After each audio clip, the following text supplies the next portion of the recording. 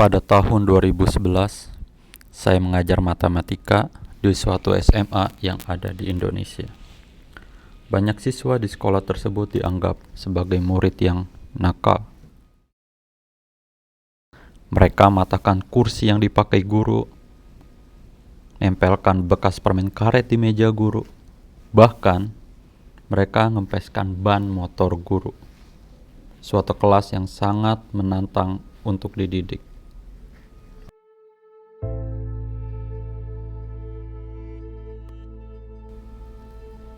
Lantas, saya memutuskan untuk mengajar kelas tersebut secara berbeda. Saya tidak menyuruh siswa di sana untuk berperilaku baik. Saya sadar, jika saya melakukan hal tersebut, siswa-siswa tersebut akan memperlakukan saya sama seperti mereka memperlakukan guru-guru lain. Selain itu, saya juga ingin mereka menyadari potensi yang dimiliki oleh mereka.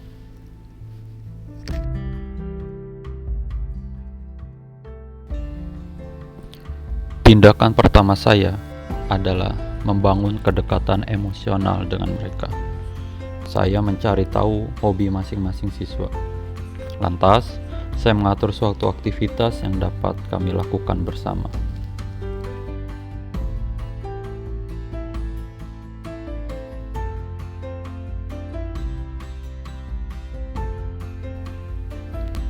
Siswa dengan perilaku paling buruk adalah Budi.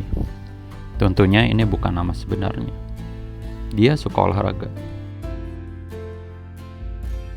Saya bilang padanya, saya sering berenang. Saya ajak dia dan beberapa siswa lain untuk berenang secara rutin di kolam renang yang jaraknya sekitar 33 km dari sekolah tersebut.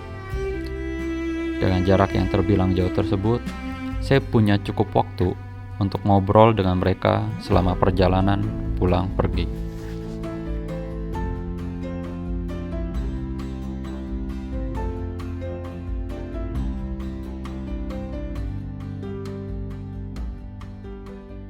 Budi biasanya tidak langsung pulang setelah kelas usai.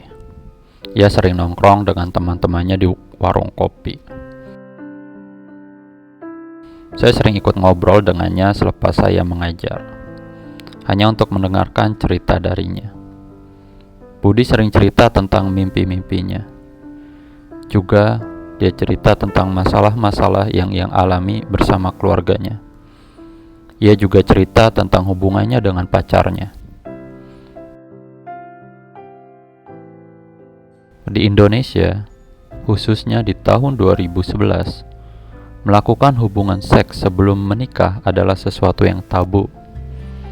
Suatu hari Budi menceritakan pengalaman saat dirinya melakukan hubungan seks dengan pacarnya. Ini adalah indikator bagi saya bahwa ia sudah mempercayai saya. Beberapa hari setelah ia menceritakan hubungan seksual tersebut, saya bilang padanya, "Budi, saya perlu bantuan kamu.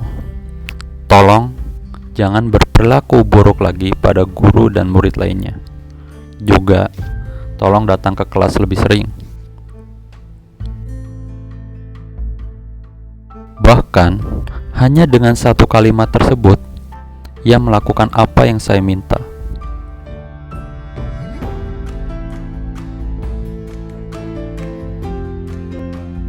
Meskipun sangat memakan waktu, dan bahkan kita harus mengeluarkan energi, juga kadang harus mengeluarkan uang untuk membangun kepercayaan seseorang.